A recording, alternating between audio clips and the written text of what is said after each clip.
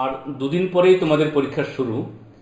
তো বিভিন্ন বিষয়ের প্রশ্ন দেওয়া হয়েছিল, কিন্তু ইংরেজি প্রশ্ন দেওয়া হয়নি। তোমাদের ডিমান্ড ছিল একটা ইংরেজি প্রশ্ন কেমন হতে পারে, তো সেই প্রশ্ন নিয়ে আলোচনা করব। তবে তোমাদের কাছে আমি প্রথমেই দুঃখ প্রকাশ করব, কারণ আমি ইংরেজি স্যার নই। আমার বিষয় তো নিশ্চয়ই জানো যে ইংরেজি প্রশ্নটা তৈরি করেছেন মাননীয় আমাদের স্কুলের ইংলিশ ডিপার্টমেন্টের হেড অফ দ্য ডিপার্টমেন্ট তাপসবাবু। তাকে ধন্যবাদ জানিয়ে আমি শুরু করছি। তবে আমার প্রোনাউন্সিয়েশনে একটু প্রবলেম হলেও হতে পারে, তো সেটা তোমরা বুঝে নেবে। প্রথম যে প্রশ্নটা আছে, the astrologer never opened his mouth till the customer spokes for. কি উত্তর হবে? না, উত্তর হচ্ছে 10 মিনিটস। দ্বিতীয়ত, দ্য অ্যাস্ট্রোলজার্স ভিলেজ ওয়াচ। কি উত্তর? না, বি 200 মাইলস এওয়ে। এরপরে 3 নম্বরে ম্যাচ, মানে কলাম ম্যাচ করতে বলেছে আর কি, এ এবং বি কলামের মধ্যে। তো তোমরা যদি এটাকে মেলাও, যদি এবার দেখে নাও তোমাদের কি উত্তর হচ্ছে, আমি তারপর উত্তরটা বলছি। উত্তর আসবে দেখবে বি। ঠিক আছে, একের সাথে যাচ্ছে বি, বাকিগুলো মিলিয়ে নেবে। 4 নম্বর প্রশ্নে যে বিবৃতি এবং কারণ দিয়েছে, বিবৃতিতে রয়েছে দ্য অ্যাস্ট্রোলজার অ্যাট্রাক্টস পিপল, কারণে রয়েছে the seek answer to their problem. দেখো, এক্ষেত্রে যে অপশনগুলো রয়েছে এ এবং আর, অর্থাৎ দুটোই কারেক্ট। তারপরে Swamiji and pilgrim held at Pahalgam for, উত্তরে কি আসবে? না, একাদশী। নেক্সট, ম্যাচ 6, এখানে আরেকটি স্তম্ভ মেলানো রয়েছে। একটু অনুমান করো কি হতে পারে। এখানে অ্যান্সার আসবে বি, একের সাথে যাচ্ছে সি। তারপর 7 নম্বর, the right journey path is. এই যে 4টে জায়গার নাম দেওয়া হয়েছে পরপর তীর চিহ্ন দিয়ে, তো এটা প্রথমে আসবে, মানে অর্থাৎ বি অ্যান্সার হবে আর কি। নেক্সট 8এর প্রশ্ন। 8এর প্রশ্নের অ্যান্সার কি আসছে? না, গুড পাথ। এরপর 9এর প্রশ্ন, Swamiji became a member of. তিনি ছিলেন ব্রাহ্ম সমাজের মেম্বার, তাহলে উত্তর ব্রাহ্ম সমাজ। এটা ব্রাহ্ম সমাজ, এইটা ব্রাহ্ম সমাজ। পরে 10 নম্বরের প্রশ্ন। 10 নম্বর প্রশ্ন, the word which was always on Swamiji lips was. Answer আসবে ডি, মাদার। নেক্সট 11 নম্বর প্রশ্ন, the river glide at his. এর অ্যান্সার হচ্ছে সুইট উইল, অর্থাৎ A. Number 12, all are bright and glittering in. Answer B, smokeless air. Which sentence is true. এই 4টে সেন্টেন্সের মধ্যে কোনটি ট্রু? কি খুঁজে পাচ্ছ? এখানে দেখবে সি হবে সঠিক অ্যান্সার। এরপর 14, এই প্রশ্নের অ্যান্সারটা অবশ্যই তোমরা কমেন্টে জানাবে, তোমাদের জন্য রইল। আমিও বুঝবো যে তুমি যারা দেখছো তারা এতটা দেখিছো কিনা।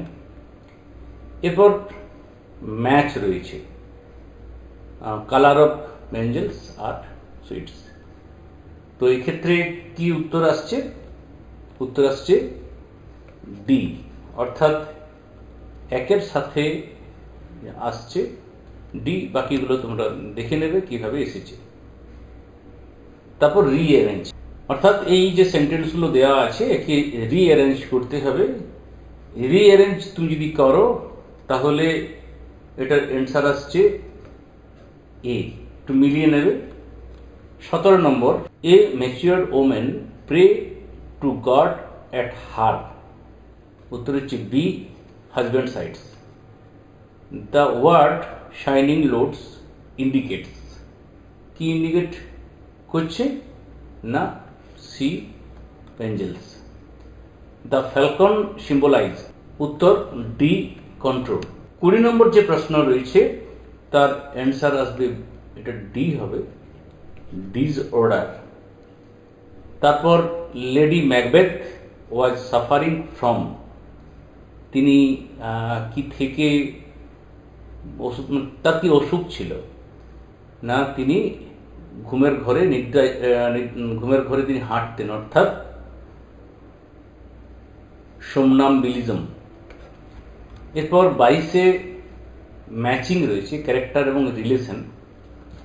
তো দেখলে বুঝতে পারবে ক্যারেক্টার, যেমন ধরো ম্যাকবেথ এবং লেডি ম্যাকবেথ, তো এটা কার সাথে যাবে? না যাবে সি এর সাথে, হাজব্যান্ড ওয়াইফ।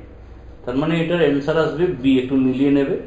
23 নম্বর প্রশ্ন, the second spirit look like, উত্তর সি। তারপর ম্যাকডাক ওয়াজ দ্য থানে অফ, কোন অ্যান্সার আসছে? না সি 5। রিঅ্যারেঞ্জ, পুনরায় আরেকটি রিঅ্যারেঞ্জ দেওয়া হয়েছে, এটাকে রিঅ্যারেঞ্জ করে নাও। যে সেন্টেন্সগুলো দেওয়া হয়েছে, তাহলে এখানে তুমি যদি রিঅ্যারেঞ্জ করো তাহলে অ্যান্সার আসবে এ, অর্থাৎ প্রথমে আসবে 3, তারপরে এটা 2, তারপর 4, তারপরে 1, অর্থাৎ 3, 2, 4, 1। 25 নম্বর গেল। এবারে 26 নম্বর, হুইচ ইজ ফলস স্টেটমেন্ট। এক্ষেত্রে দেখো যে স্টেটমেন্টগুলো দেওয়া হয়েছে কোনটি ফলস স্টেটমেন্ট? না উত্তর সি, ব্রাবেন্সিও ওয়াজ এ ডিউক। তারপর 27 নম্বর, Cassio got involved in a scuffle with, কি অ্যান্সার আসবে? সি। তারপরে আমরা চলে আসবো 28 নম্বরে, এখানে বিবৃতি এবং কারণ দুটো দেওয়া হয়েছে।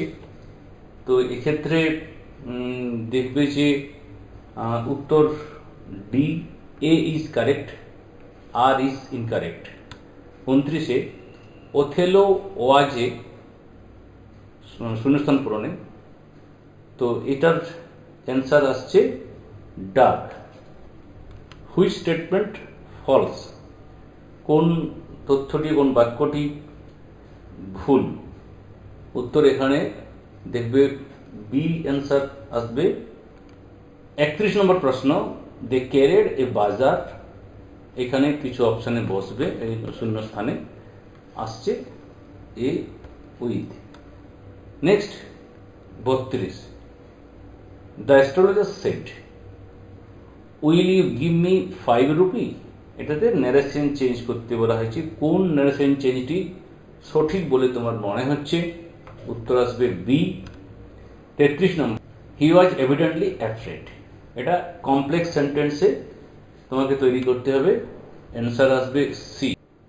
নেক্সট 34 নম্বর, 34, এটা তুমি যদি অ্যান্সার করো তাহলে দেখবে পাস বাই, ডি অ্যান্সার আসবে।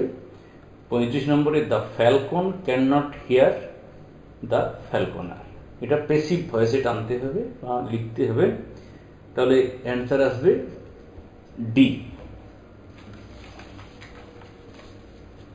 এরপরে একটা আনসিন তোমাদের দেওয়া থাকবে, সেই আনসিনটি পড়তে হবে এবং সেখান থেকে 5 নম্বর উত্তর তৈরি করতে হবে। আনসিনটা একটু পড়ে নেবে, আমি ধীরে ধীরে চালিয়ে দিচ্ছি, একটু পড়ে স্পজ করে পড়ে নেবে, দিয়ে অ্যান্সারগুলো করবে। তো এখানে প্রথমে যে অ্যান্সারটা সেটা হচ্ছে ট্রিক, 36 নম্বরে।